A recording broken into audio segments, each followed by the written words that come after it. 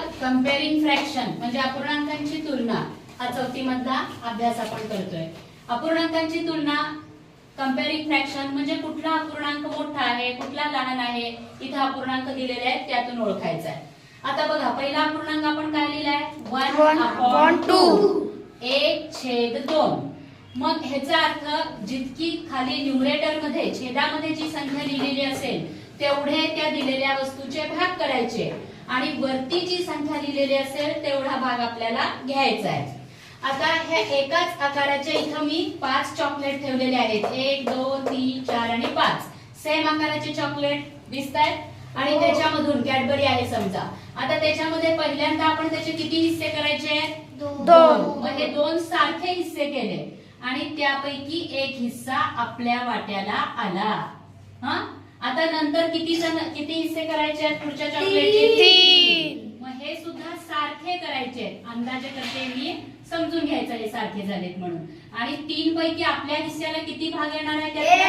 1। आता बघा हा पहिल्या चॉकलेटचा हिस्सा आणि दुसऱ्या चॉकलेटचा हिस्सा, ह्याच्यामधला कुठला हिस्सा जास्त वाट्याला आलाय आपला? पहिला, कारण त्याचे किती भाग केले? फक्त 2 आणि त्यातला एक भाग मिळाला। आता तेवढ्याच चॉकलेटचे इथे किती भाग केले दुसऱ्या ह्याच्यामध्ये? 3 आणि 3 पैकी एक भाग मिळाला, म्हणजे वरच्यापेक्षा हा कमी मिळाला आपल्याला, म्हणून हा 1/2 हा कसा असणार आहे? ह्याच्यापेक्षा जास्त मिळाला, हा मोठा।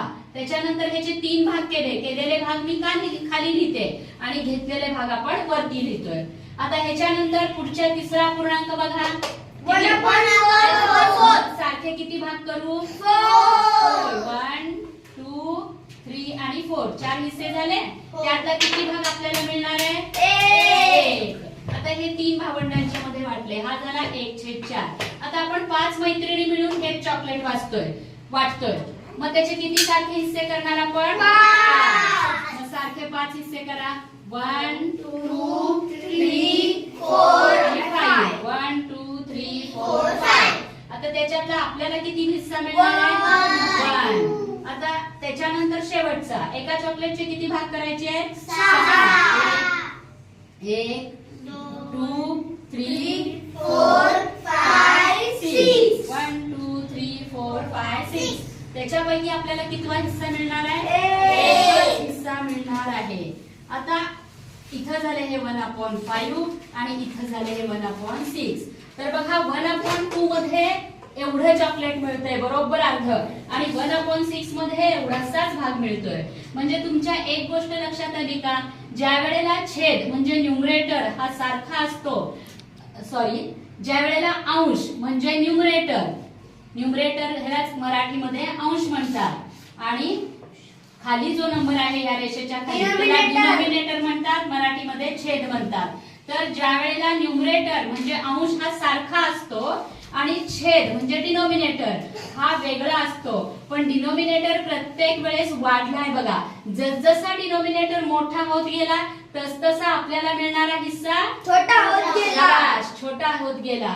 मग त्यावेळेला ज्यावेळेला आपण अपूर्णांकांची तुलना हा अभ्यासक्रम करतो, कंपेअरिंग ऑफ फ्रॅक्शन, त्यावेळेला ज्याचा डिनोमिनेटर सगळ्यात लहान तो सगळ्यात मोठा, तो अपूर्णांक, तो फ्रॅक्शन हा सगळ्यात मोठा। त्यामुळं यांची तुलना करताना हे असं चिन्ह येणार आहे। आले लक्षात? आमचे असे छोटे छोटे व्हिडिओ बघण्यासाठी आमच्या चॅनलला सबस्क्राईब करा, लाईक करा आणि कमेंट करा। आता आपल्याला दुसरा प्रश्न बघायचा आहे, fractions related to sets. Page number 58 वरती हा क्वेश्चन दिलेला आहे। क्वेश्चन आहे, circle a portion of the set equal to the given fraction.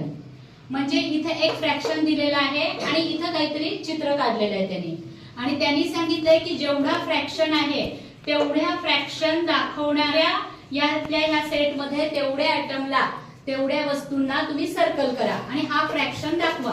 म्हणजे इथं अशा पद्धतीने तुम्हाला सर्कल करायचं आहे की 1/2 हे जे लिहिलं आहे ते ह्या इथं तुम्ही सर्कल केल्यावर ते 1/2च दिसलं पाहिजे।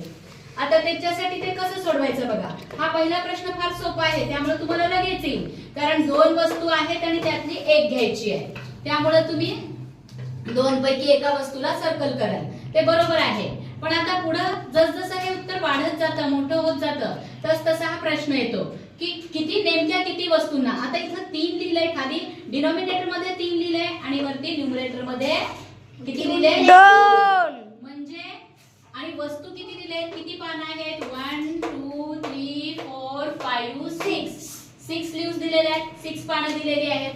मग आता इथं प्रश्न पडतो की हे कशा पद्धतीने सोडवायचं. मग त्याच्यासाठी काय करायचं बघा, हा जो डिनॉमिनेटर मध्ये किती नंबर आहे? 3. आणि इकडे एकूण टोटल लीव्स किती आले? 6. मग 3 चा टेबल इथे जेवढ्या वस्तू आहेत 6 आणि खाली जिथे इथे डिनॉमिनेटर आहे तो डिनॉमिनेटर इथे लिहून घ्यायचा आणि 3 चा टेबल 6 येईपर्यंत म्हणायचा. 3 2 जा 6. 3 1 जा 3 3 2 जा 6. इथं जे उत्तर आलं तितक्या वस्तूंचा गट बनवायचा. किती उत्तर आलं इथं? 2. म्हणजे प्रत्येक वेळेस हा 2 वस्तूंचा आपण गट करणार.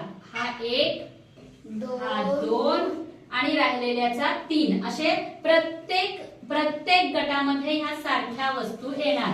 किती त्यांनी सांगितलंय? एका गटमध्ये किती आले पाहिजेत? 2.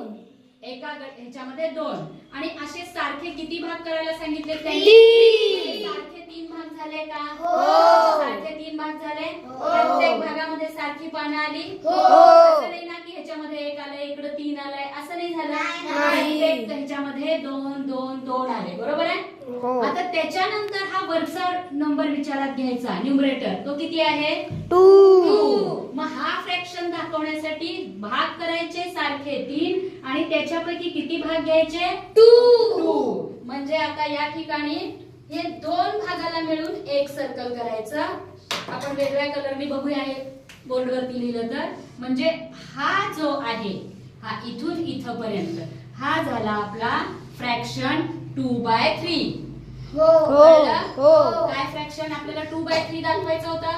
म्हणजे सारखे किती भाग करायचे होते? 3. मग त्याच्यासाठी आधी मी काय केलं, हे लिहिलेली किती वस्तू आहेत त्या काउंट केल्या आणि त्या लिहून घेतल्या. किती वस्तू होत्या? 6. आणि सारखे किती भाग करायचे होते? 3. मग त्याला 3 नी काय केलं? डिवाइड केलं. मग 3 चा टेबल 6 येईपर्यंत म्हटलं 3 1 जा 3 3 2 जा 6. म्हणजे प्रत्येक जर आपल्याला सारखे 3 भाग करायचे तर प्रत्येक भागामध्ये किती वस्तू आल्या पाहिजे? मग असे 2 2 2 चे 3 पार्ट झाले आणि घ्यायचे 2 पार्ट आहेत. म्हणून हे मी 2 पार्ट घेण्यासाठी या 2 पार्टला स्क्वेअर केला, चौकोन केला. आता पुढचा प्रश्न कोण सोडवतंय? आरुषी आणि प्राची. कुठला सोडवणार आहेस? ये. हा, किती भाग करायचे आहेत एका वस्तूचे? 4. किती बॉल आहेत काउंट कर. 1 2 3 4 5 6 7 8. लिही तिथे 8 टेबल 8 वरती लिहायचे, मोठे लिही थोडे. आणि खाली किती पार्ट करायचे आहेत त्याचे? 4. त्याच्या खाली 4. आता 4 चा टेबल 8 येईपर्यंत मान. 4 4 2 जा 8. हा, कट कर. 8 कट कर. 4 कट कर. हा, म्हणजे एका पार्ट मध्ये किती बॉल आले पाहिजेत तुझे? 2. माझा 2 2 बॉल ला सर्कल करत जा. बघ बरोबर 4 पार्ट होत आहेत का? हा झाला एक पार्ट. बघा सगळ्यांनी, एक पार्ट झाला. हा झाला दुसरा पार्ट. हा झाला तिसरा पार्ट. हा झाला चौथा पार्ट. आता त्याच्यापैकी घ्यायचे किती पार्ट? 3. आता ब्लू मार्करनी 3 पार्टला एकच स्क्वेअर, 3 पार्ट एकच स्क्वेअर रेक्टँगल करून टाक. 3 पार्ट एकाच ह्याच्यामध्ये घ्यायचे, एका ग्रुप मध्ये. 3 म्हणजे अंडरलाईन कर पाहिजे तर त्याला. हा, बरोबर आहे. हा एक पार्ट, एक नाही 3 पार्ट घ्यायचे, 3 बॉल नव्हे, 3 पार्ट. 1 2 आणि 3 पार्ट.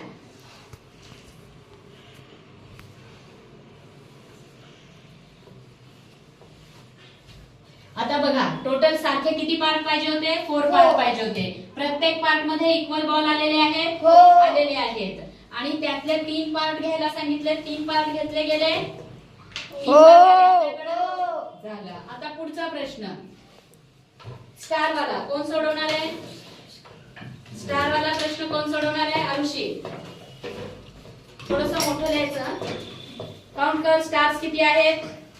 मोठ्याने 1 2 3 4 5 6 7 8 9 10. तर टोटल स्टार्स किती आहेत 10. लिहून घे ते त्याच्या समोर 10. त्याचे किती पार्ट करायचे आहेत 5 इक्वल पार्ट करायचे आहेत म्हणजे त्याला 5 ने डिवाइड करायचं. आता 5 चा टेबल 10 येईपर्यंत म्हणा 5 1 are 5 5 2 are 10. 10 कट करायचे 5 कट करायचे 10 च्या डोक्यावरती 10 च्या डोक्यावरती किती येणार 2. कारण 5 2 are 10 मोठं लिहा आणि 5 च्या खाली 1 लिहायचे. म्हणजे एका पार्ट मध्ये किती स्टार्स आले पाहिजेत 1. एका पार्ट मध्ये किती स्टार्स आले पाहिजेत 1. वरती किती आलं तुझं डिवाइड करून 2. 2. मग एका पार्ट मध्ये किती स्टार्स आले पाहिजे 2. मग 2 2 चे करा सर्कल. हा एक पार्ट झाला 2 स्टार्सचा. हा पुन्हा 2 स्टार्सचा दुसरा पार्ट झाला. पुढं 3 पार्ट झाले. पुन्हा 2 पार्टचे 4 पार्ट झाले आणि राहिलेल्या 2 पार्टचे 5 पार्ट. किती पार्ट करायचे होते 5 इक्वल करायचे होते. बघा इक्वल पार्ट झालेत का प्रत्येकामध्ये इक्वल स्टार्स आलेले आहेत. प्रत्येकामध्ये इक्वल स्टार्स आलेले आहेत 2 2 2 आणि त्याच्यापैकी घ्यायचा आहे किती पार्ट 1. मग फक्त एकाच पार्टला ब्लू मार्करने सर्कल कर.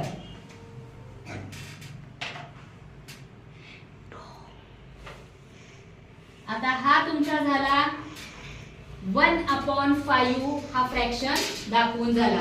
आता हे जे राहिलेले क्वेश्चन आहेत हे तुम्हाला घरच्या अभ्यासासाठी जे YouTube बघतायत त्यांनी सुद्धा हे स्वतः प्रश्न या युक्तीने सोडवा आणि कमेंट करा, लाईक करा, सबस्क्राईब करा.